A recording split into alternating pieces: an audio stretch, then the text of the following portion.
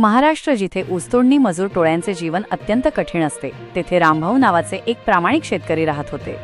त्यांचे शेत ऊसाने भरलेले होते. यंदाच्या हंगामात त्यांच्या शेतात ऊस तोडण्यासाठी आलेल्या टोळीत पार्वतीबाई नावाची एक कष्टकरी महिला होती. तिच्या गळ्यातील मंगळसूत्र हे तिच्यासाठी केवळ दागिना नसून तिच्या कष्टाचे आणि वैवाहिक जीवनाचे प्रतीक होते. एका उष्ण सकाळी ऊसतोडणीच्या कामादरम्यान पार्वतीबाईचे मंगळसूत्र नकळतपणे ऊसाच्या कापलेल्या फळात शेतात पडले. ऊसाच्या धारदार पात्यांमध्ये आणि मातीच्या ढिगाऱ्यांमध्ये ते हरवले. दुपारी ते गळ्यात नसल्याचे लक्षात येताच पार्वतीबाईला मोठा धक्का बसला आणि ती तातडीने रामभाऊंकडे धावली. रामभाऊ, माझं मंगळसूत्र फडात हरवलंय. ते माझ्यासाठी सर्वस्व आहे, असे म्हणत ती रडू लागली. रामभाऊंनी तिला लगेच धीर दिला. त्यांना पार्वतीबाईच्या भावनांची कल्पना होती.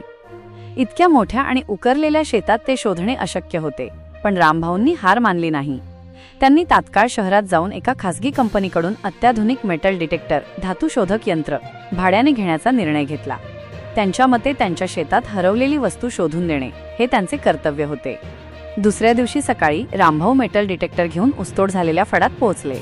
पार्वतीबाई आणि टोळीतील लोक आशेने त्यांच्याकडे पाहत होते. रामभाऊंनी पार्वतीबाईने सांगितलेल्या अंदाजित जागेवर काळजीपूर्वक यंत्र फिरवण्यास सुरुवात केली. जवळजवळ 2 तास शोध घेतल्यानंतर फक्त लोखंडी खिळे आणि कचरा सापडत होता. पार्वतीबाई निराश झाली, पण रामभाऊंनी धीर सोडला नाही.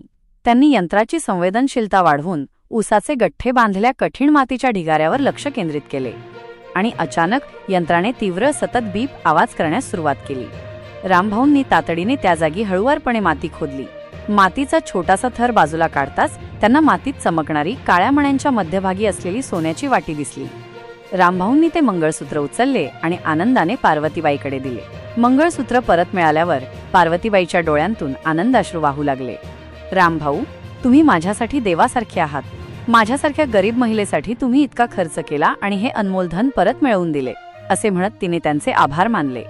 रामभाऊंच्या या प्रामाणिकपणाची आणि माणुसकीची गोष्ट संपूर्ण गावात पसरली.